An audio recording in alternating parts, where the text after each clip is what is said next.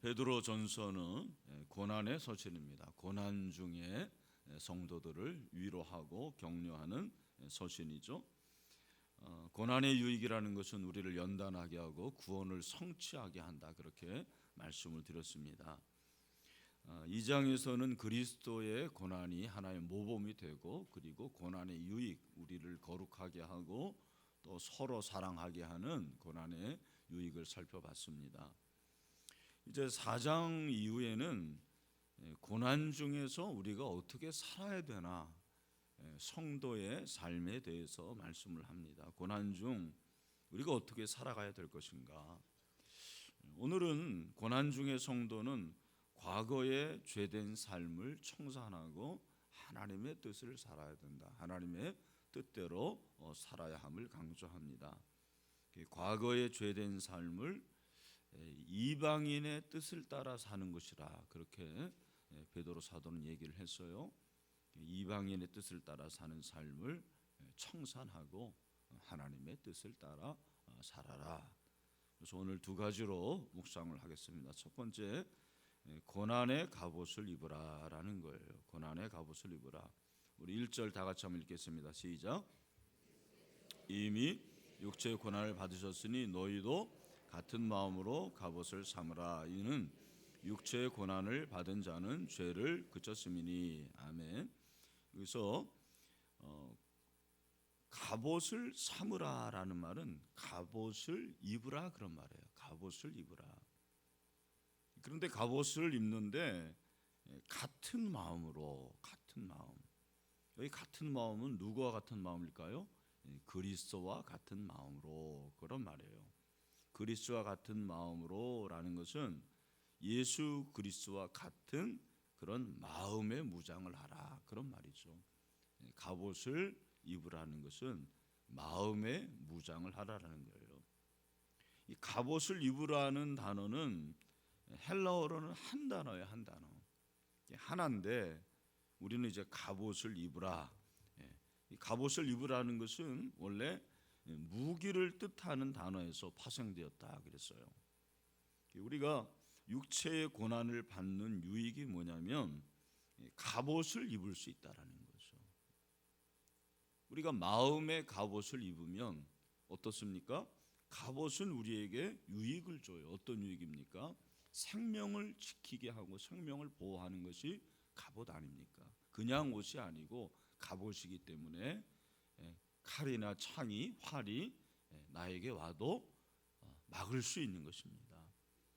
여러분이 아시는 대로 갑옷은 전쟁 때 군인들이 입는 호신용 무기예요. 호신용, 내 몸을 보호하는 그런 옷입니다. 성경은 우리에게 이 갑옷을 입을 것을 말씀하시죠. 사도 바울도 에베소서 6장 11절에 보니까 마귀의 간계를 능히 대적하기 위하여 하나님의 뭐를 입으라? 전신갑주를 입으라. 전신갑주가 곧 갑옷이에요.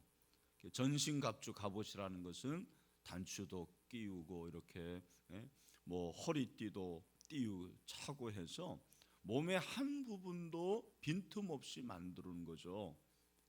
그래야지 전쟁에서 살아남을 수 있는 것입니다. 고난이 그렇다라는 거예요.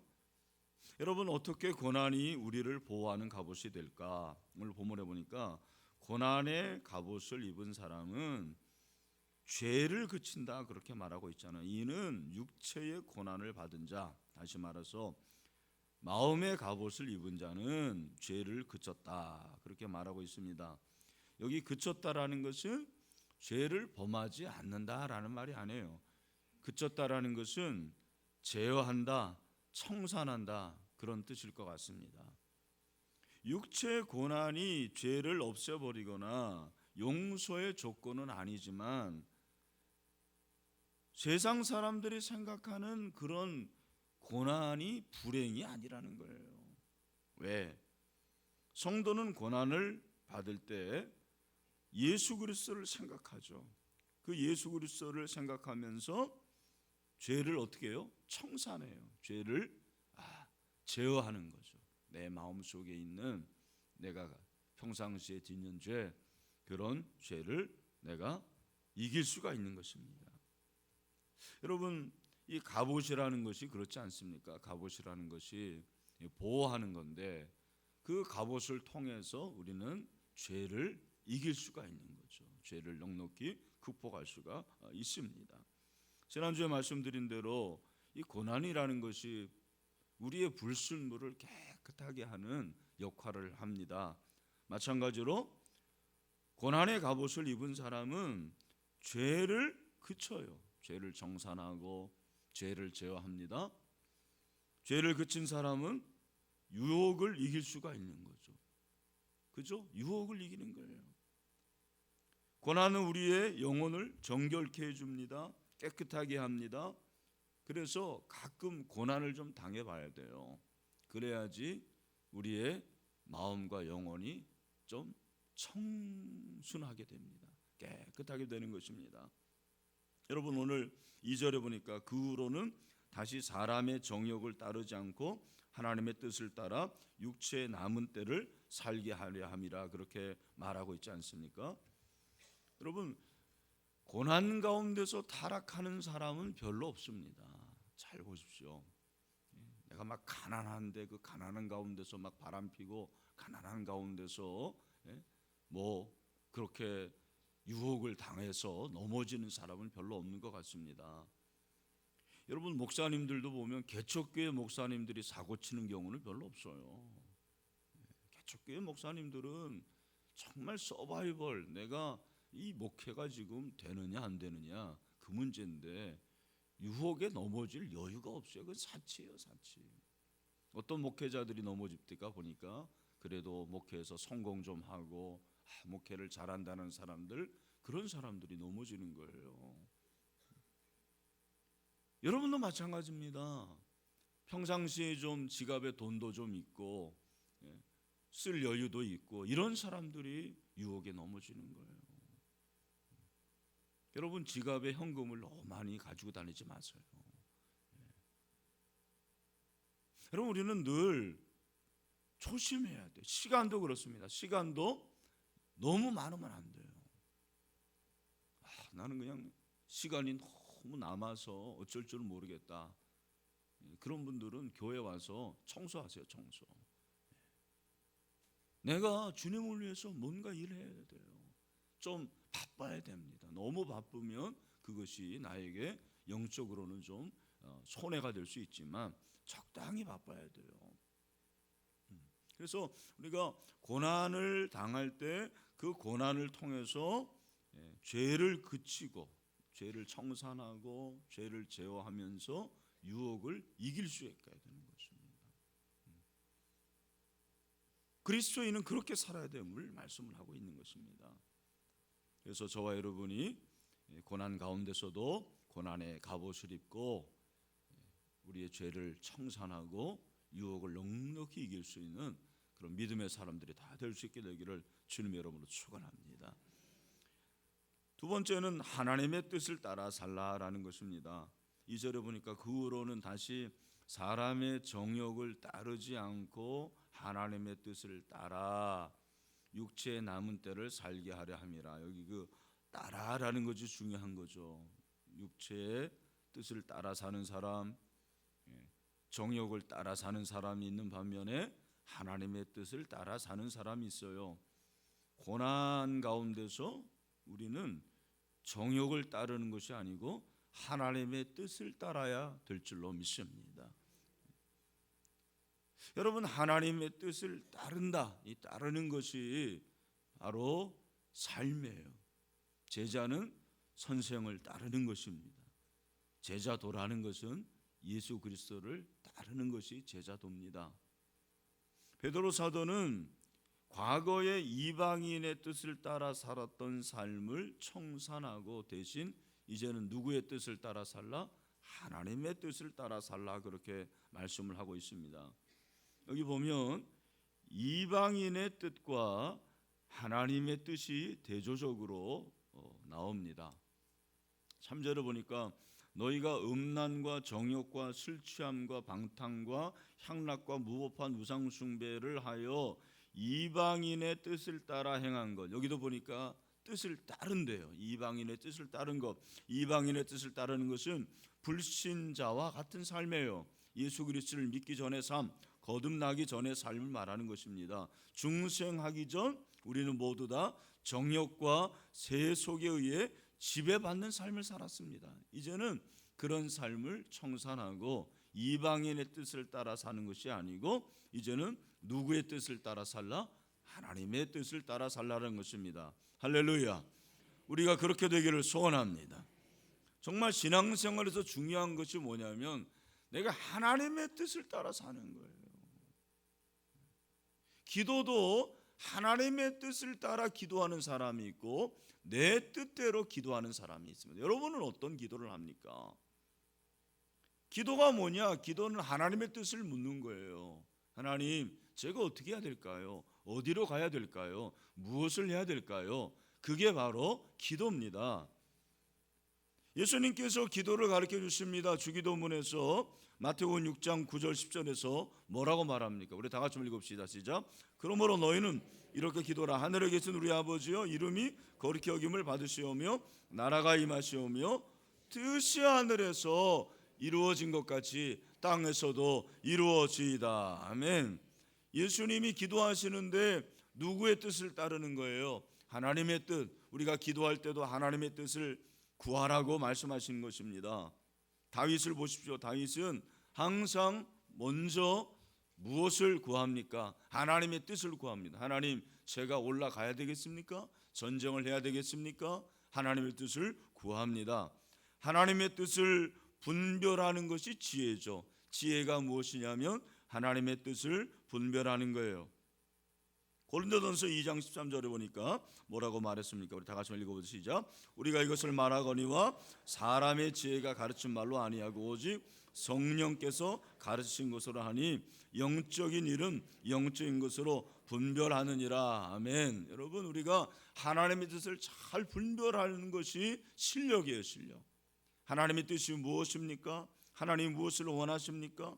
그죠? 그래서 요한일서 4장 1절에 보니까 사랑하는 자들아, 영을 다 믿지 말고 오직 영들이 하나님께 속하였나 분별하라. 많은 거짓 선지자가 세상에 나왔음이라. 그렇게 말하고 있습니다. 여러분, 왜 우리가 고난 가운데서 하나님의 뜻을 알아야 될까요? 왜 우리가 고난 가운데서 하나님의 뜻을 분별해야 될까요? 우리가 고난 가운데서 하나님의 뜻을 알아야 소망의 삶을 살 수 있기 때문입니다. 소망의 삶. 고난 가운데서 하나님의 뜻을 따라 살아야지 소망의 삶을 살 수가 있습니다. 다시 말해서 천국을 소망하게 됩니다. 우리는 천국을 소망해야 될 줄로 믿습니다. 고난 가운데 있을 때 천국이 사모가 되는 거예요. 너무 잘 살고 행복하고 그야말로 천당 밑에서 살면 천당이 천당 같지 않습니다. 좀 지옥을 경험해 봐야지 천국 가고 싶다라는 그런 마음이 생기는 것입니다. 그래서 초대교회 성도들은 항상 만나면 인사가 뭐였습니까? 마라나타 그랬습니다.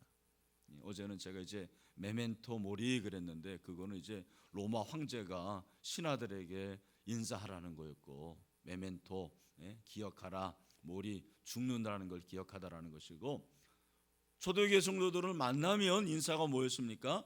마라나타 그렇게 서로 인사를 했어요. 마라나타 뭐예요? 주여 오시옵소서. 주여 오시옵소서. 우리 같이 한번 인사하겠습니다. 마라나타 하고 옆에 있는 분들 한번. 여러분, 마라나타라는 건 뭐냐면 소망을 말하는 거죠. 소망. 우리가 주님이 오실 것을 소망합니다. 재림을 기대합니다. 이게 인사였습니다. 여러분, 중세 수도사들은 탐욕에 빠지지 않고 쾌락에 빠지지 않게 해서 늘 방에 자기 시신이 담길 관을 두고 살았다 그래요. 관을. 와, 제가 한번 생각해 봤습니다. 내 방에 관 둘 자리도 없긴 없지만 관을 두고 산다 그러면은 정신이 바짝 날 것 같아요. 어떤 사람 아마 방에 들어가지도 못할 사람이 있을지 모르겠어요. 그렇게 살았다는 것입니다. 늘 소망을 가지고 주님이 오실 것을 기대하는 그런 마음을 가지고 살았다는 것입니다. 육체의 정욕을 이기면서 살은 거죠. 그래서 여러분, 베드로 전서의 별명이 고난의 서신이지만 또 하나는 소망의 서신이에요. 소망의 서신. 여러분, 고난과 소망이 전혀 별개의 것으로 생각합니다. 아니, 어떻게 고난 가운데서 소망을 갖게 되느냐? 여러분, 여기에 진리가 있는 거죠. 고난과 소망은 서로 반대 같아 보이지만 실은 하나라는 거예요. 하나. 여러분, 고난이 있을 때 굉장히 삶이 단순해집니다. 소망도 하나가 되는 거예요. 소망이 여러 가지면 그건 소망이 아닐 수 있어요. 내가 정말 고난을 당해보면 나에게 진짜 필요한 게 뭔지를 알아요. 평상시에는 그렇게 수많은 사람들이 내 주위에 있는데 정말 잔치 파티에 가면 만나는 사람들이 있는데 고난을 당하면 정말 나에게 필요한 사람은 누구예요? 어쩌면 몇 사람밖에 없어요. 내 가족, 나를 위해서 기도하는 그 성도, 그 사람들이 내게 필요한 걸 아는 거예요. 너무나 많은 사람들이 나에게 필요한 게 아니에요. 끝까지 고난 가운데서 나를 지지해주고 나와 함께 고난을 극복할 수 있는 그 몇 사람이 남는 거예요. 다 남습니다. 다 남는 게 아니에요. 그래서 장례식 때 보면은 끝까지 남는 사람들이 누구예요? 가족이에요. 가족. 제가 보니까 그래요. 그리고 친구 몇 사람과 성도들만 남더라고요. 우리가 고난 가운데서 우리의 소망이 더 단순해지는 거예요. 고난 가운데서 내가 가야 할 곳은 천국이구나, 그런 소망을 갖게 되는 거예요. 여러분, 우리가 고난 가운데서 정말 소망을 갖게 되기를 주님의 이름으로 축원합니다. 고난과 소망이 하나라는 거예요. 이게 역설입니다. 여러분, 우리가 종류가 무엇이든지 어려움을 당하면 결국 하나님을 의지하고 믿음으로 나아가고 하나님만 바라보게 되는 거죠. 천국을 소망하게 되는 것입니다. 또한 하나님의 뜻을 알아야 사명의 삶을 살 수가 있습니다. 하나님의 뜻을 알아야지 사명의 길을 가는 것입니다. 디모데후서 4장 6절부터 8절을 보니까 뭐라고 그랬습니까? 우리 다 같이 읽읍시다. 시작.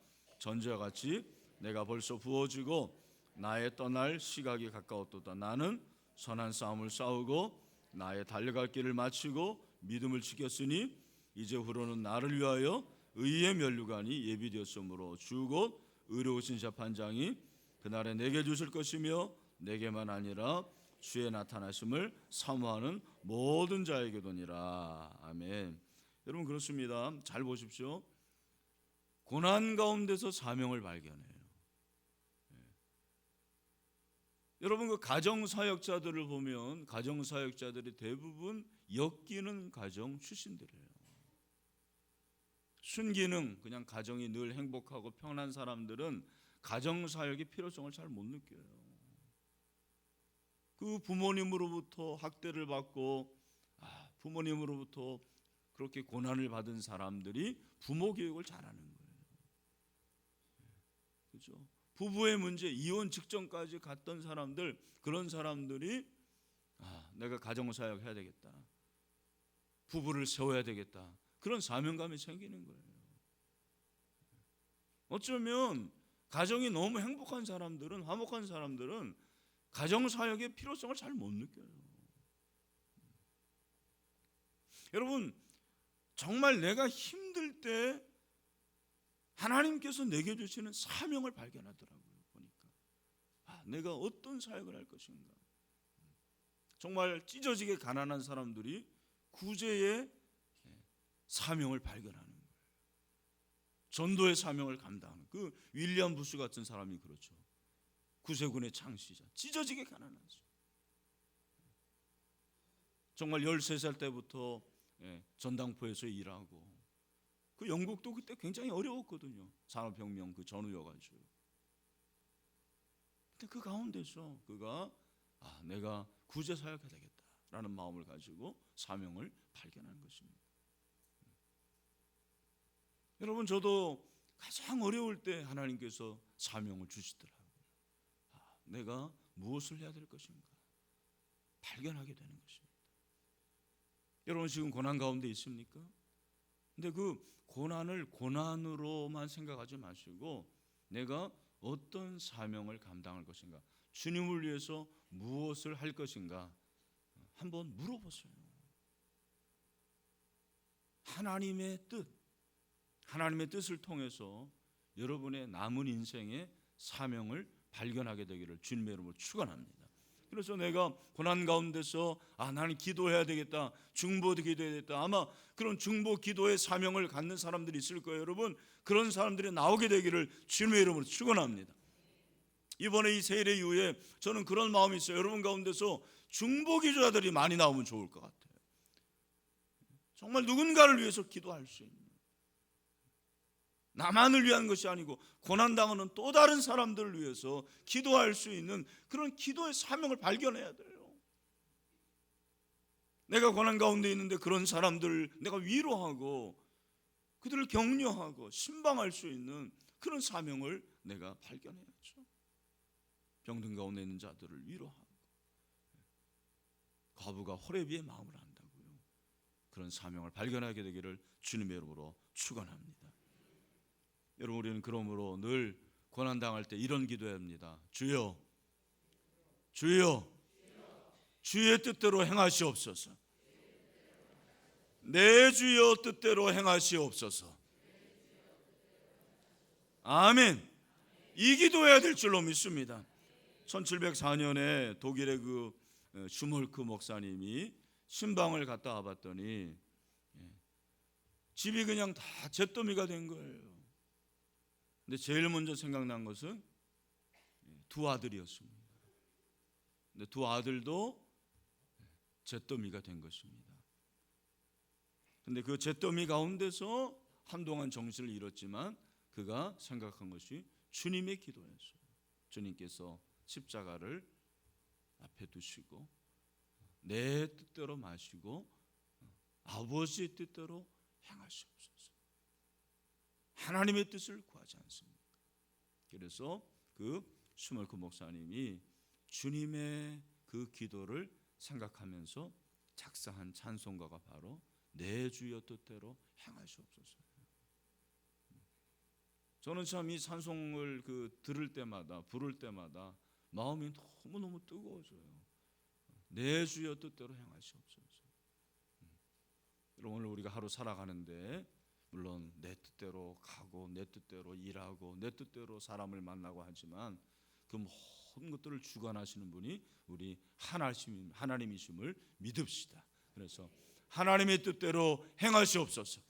그 뜻을 알고 사명을 감당할 수 있는 저 여러분 되기를 주님의 이름으로 축원합니다. 우리 같이 한번 이 찬송